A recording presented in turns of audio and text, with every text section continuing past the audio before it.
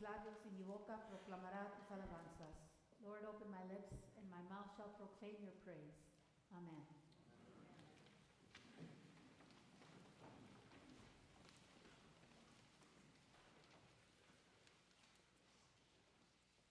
When I was in seminary, this gospel became a very significant piece for me to study and to learn about.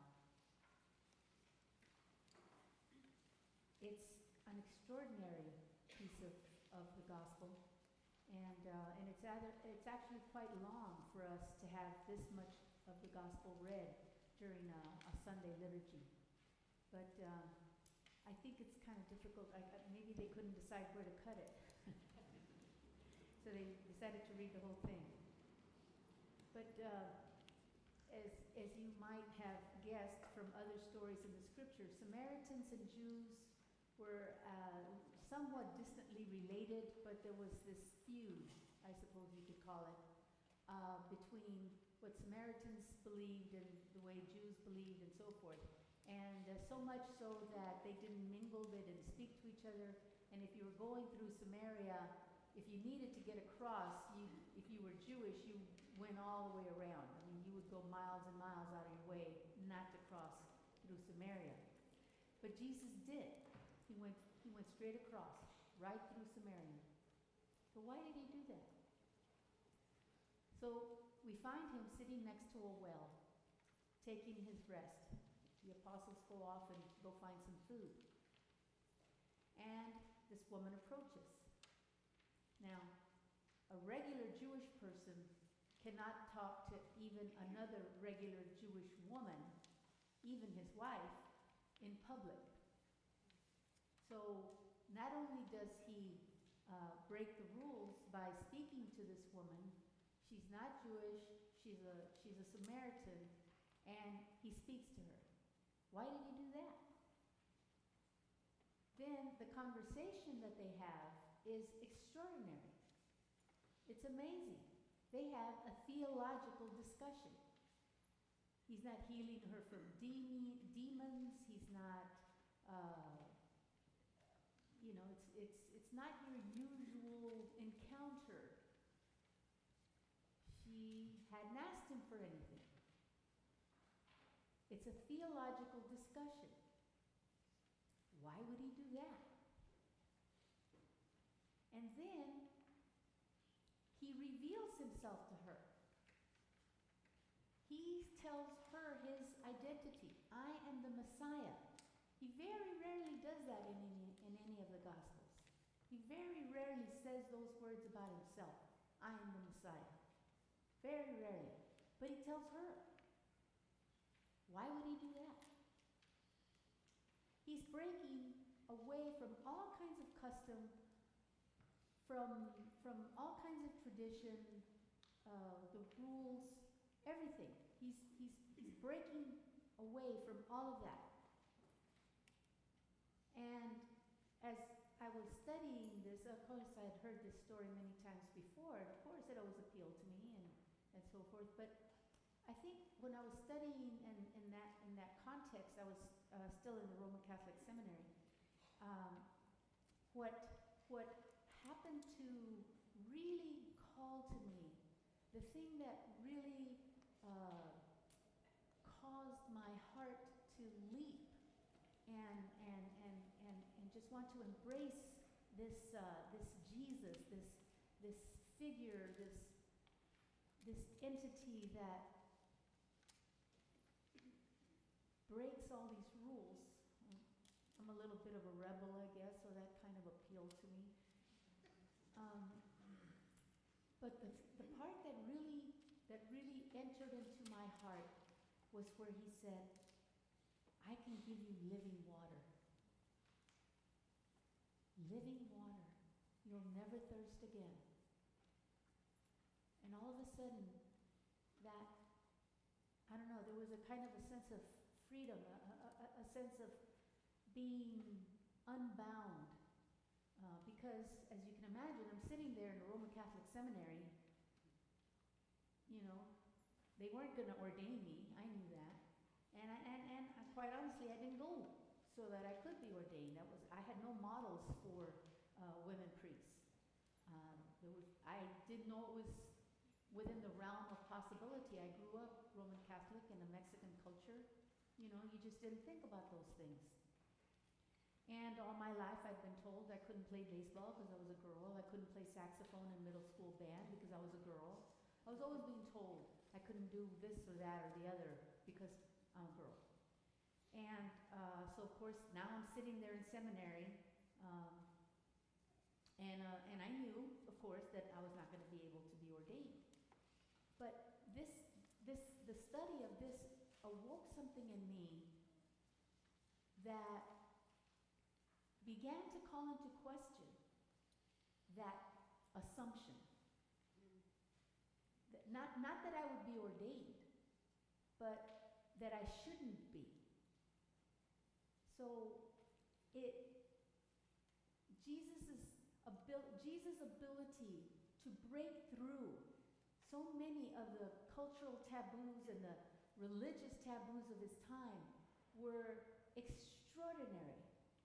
I mean, he touched lepers. You're not supposed to touch lepers. They ring bells so that you walk all the way around him. And he not only touched them, he healed them. He socialized with prostitutes and tax collectors.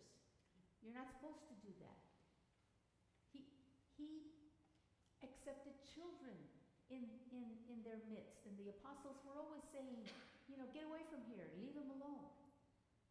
Blind Bartimaeus sitting by the roadside yelling, Jesus, son of David. And the apostles telling Bartimaeus, shut up, leave him alone. The woman with the hemorrhage, don't touch him, get away from him. They were always pushing these undesirables away, and Jesus inevitably was confronting them and embracing them and accepting them and healing them and loving them. And of course, you hear all these stories growing up, and it's nice, and you think, yeah, wow, what a great guy. But when I saw this story in the context of studying it and taking it apart, all of a sudden it was significant to me in a personal way. What it represented was that Jesus was saying there's no context under which people should be limited or rejected. To me, that's the message. And I resonated so much with that message because all my life I'd heard that kind of thing. Growing up in San Antonio, we've always been, the Mexican-American culture has always been the majority of the population, but we didn't know that. We did not know. You couldn't tell because there were no banking institutions that had Mexican people even employee. You couldn't even be a policeman. You couldn't be a fireman. You couldn't run for office. You couldn't do any of those things because you were Mexican. And so we kind of didn't think maybe that we existed, but we kind of sort of knew that we did. And so all of those experiences shaped how I saw myself and my family and so forth. And so reading this was, I don't know, it's like the lights came on. And I thought, this is more than about me. At the time, I thought it was all about me. But as I continued in the studies and so forth, I realized that it wasn't about me. It was about anybody who goes through this kind of exclusion and intolerance and rejection. In the 80s, who were we rejecting in such public and humiliating ways? People with AIDS. In the 60s and for so many years, who were we belittling? People of African descent, who we wondered whether they had a soul or not, if we were going to count them as full humans or not. And there have always been people, women, still in England, they're still wondering if women should be ordained as bishops. That fight is still going on. In the country, we have people asking, isn't there something wrong with having a woman as a president? These are recent questions. So this freedom, this living water that Jesus is offering is for all of that. And we are the messengers. We are the people that are to stand up now. Jesus physically is not here. We are Jesus' hands. We are Jesus' feet. We are Jesus' voice and heart and mind. It's us. So when we read things like this is our call. It's our duty, our responsibility, our passion that should be on the front lines. And all of us, I know, have experienced people treating us badly. We've all experienced that. There's no doubt about it. My husband constantly reminds me, there's this funny movie called Blazing Saddles. And there's this scene where the townspeople need the help of the African American people that are working on the railroad. And so the Africans tell them, well, we will help you save your town, but we want some land to farm in exchange. And the white people of the town say, okay, the blacks are in, but no Irish. So I know we've all suffered. Everybody has been clobbered in one way or another. Another group that has recently come under fire, so to speak, are the elderly. Elder abuse is running rampant. There's all kinds of problems. There's enough problems for everybody to go around. The thing that we have to remember is that we, followers of Jesus Christ, we are the buffer between what society is doing and what God's kingdom is calling us to. That's us. We're supposed to step into that gap.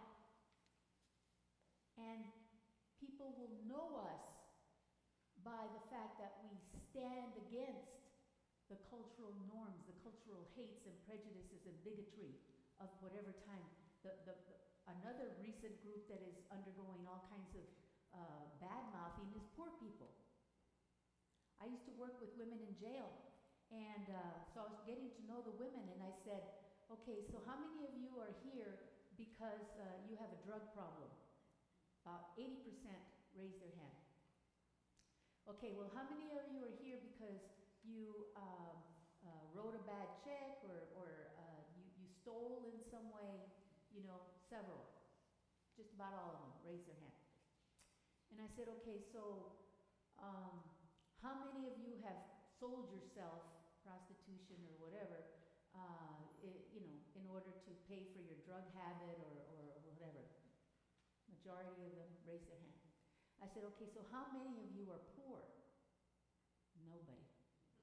Nobody would raise their hand. Why would they not raise their hand? Why would they own up to being prostitutes and thieves and junkies and drug addicts, but not accept that they were poor? Because that is more of a stigma than being a drug addict. To be poor in this country is to have a stigma that is so awful that you'd rather be known as a junkie than to be known as a poor person. The other day, there's news clip came out that said that there was all kinds of rampant abuse of food stamps. And this one pundit said, can you imagine the fraud that's going out when 99% of these people have refrigerators? Refrigerators. They're not supposed to have refrigerators if you're on food stamps. I mean, how far is this going to go? How far are we going to condemn people for being poor? It's us. We're the buffer zone. We're the ones who are supposed to stand up and say, you know what, that was a really dumb statement to make. Don't talk like that about poor people. Don't blanket poor people with these broad statements, because there are some people, very small percentage, that do something horrible like buy fresh seafood with their food stamps.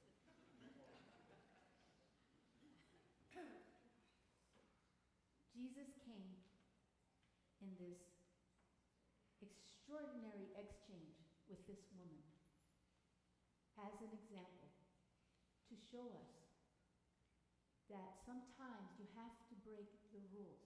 Sometimes you have to pull away from the crowd. Sometimes you have to stand against what people are saying and stand up for what God's kingdom really represents. What does God's kingdom look like? It looks like everybody gets treated with love and acceptance and celebration of who they are. And the ones that are assuring that everybody gets treated that way is us. God's hands and feet and heart in the world. It's us. We can do this. We can be the buffer between all of the terrible things that happen to others and with the voice and with love that God comes to us and feeds us and strengthens us with, we can be that buffer zone for those who need us very badly. Amen.